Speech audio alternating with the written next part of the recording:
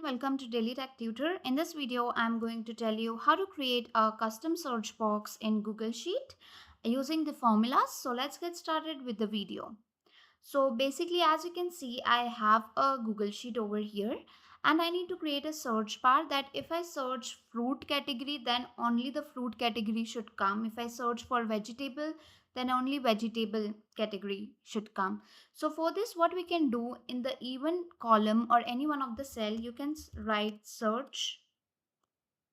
And basically in F1, what you want to search. For example, I'm writing here, I want to search fruit. So for this, we need to write a particular formula over here, which is filter formula. We will write equal to filter.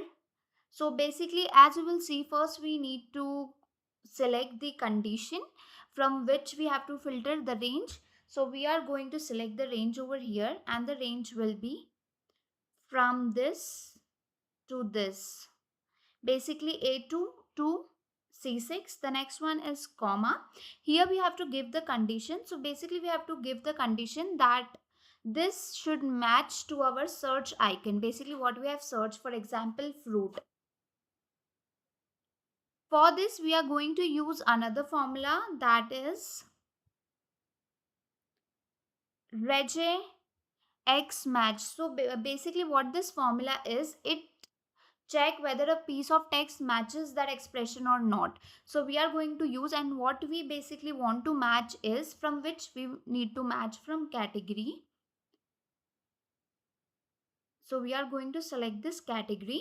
From this, it should match what we need to search. We need to search fruit. So we will select this cell over here and then we will close it.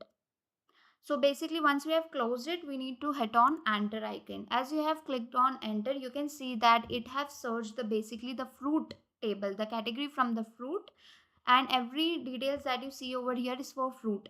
We can also change it to veggie table and check if it works or not. So as you can see, it has worked for vegetable as well.